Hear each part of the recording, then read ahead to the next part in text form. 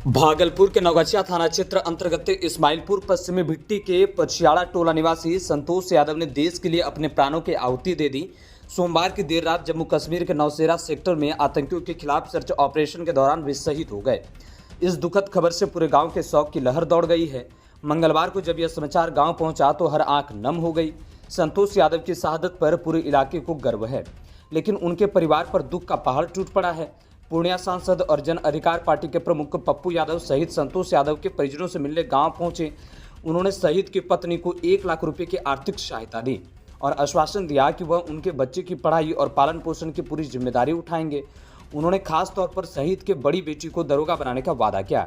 इस दौरान उन्होंने केंद्र और राज्य सरकार पर निशाना साधते हुए कहा कि जब तक सरकार 4 करोड़ रुपए का मुआवजा राशि, शहीद की पत्नी को सरकारी नौकरी और सभी बच्चे के भविष्य में रोजगार नहीं देती, वो चुप नहीं बैठेंगे।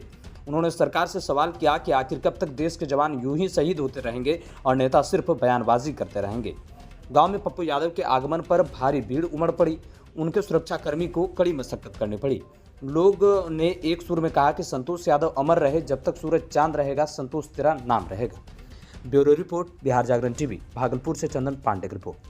राजनीतिक अवसर मिलेंगे कब तक हर घटना को हम अवसर में चुनेंगे? हमेशा अवसर को ढूंढना, हर घटना को राजनीति में परिवर्तित करना। मैं हमेशा कहता हूं, नेता चुनाव लड़ सकते हैं, जंग लड़ने की औकात अब इस हिंदुस्तान के नेताओं के भीतर नहीं बची। इच्छा शक्ति खत्म हो गई। हमारी नीयत इस देश के 140 करोड़ जनता के हिफाजत, उसकी सुरक्षा, उसकी खुशी, उसकी तरक्की, उसकी जिंदगी के जीने के अवसर को है ही नहीं।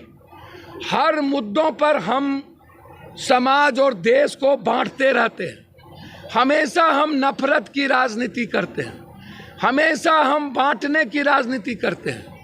हम इस देश के आर्थिक तरक्की की बात करते ही नहीं हैं। इसीलिए मेरा आग्रह है, शहीद संतोष यादव इस गांव को ही नहीं, पूरा नौगछिया की धरती, भागलपुर की धरती को गर्व है कि एक ऐसा शहादत देने वाला शहीद संतोष, जिन्होंने अपने ड्यूटी के साथ अपने कर्तव्य को हमेशा निभाया। मैं सरकार से मांग करता हूं कि उनकी पत्नी को अविलंब नौकरी की घोषणा, इस परिवार को 4 करोड़ रुपए की पूरी तरीके से मदद, इस सड़क का नाम शहीद संतोष के साथ एक बड़ा सा गेट द्वार, उसकी मूर्ति, साथ साथ उसके बच्चों को पूरी तरह नौकरी की व्यवस्था।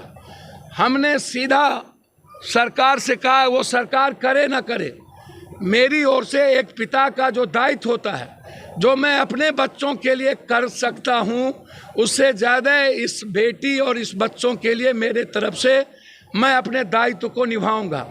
मैं आपको वचन देता हूं, उस पिता का, उस शहीद का, जो हम सब के बीच आजीवन रहेंगे। उनका सपना था उसकी बेटी दरोगा बने। वह जिस दायित्व, जिस रास्ते वो चलेंगी, हम उसके बनाने में एक पिता से ज़्यादा फर्ज निभाएंगे। हम लोगों की तरफ से पूरी मदद इस परिवार की हमेशा रहेगी, कोई कमी नहीं रखेंगे।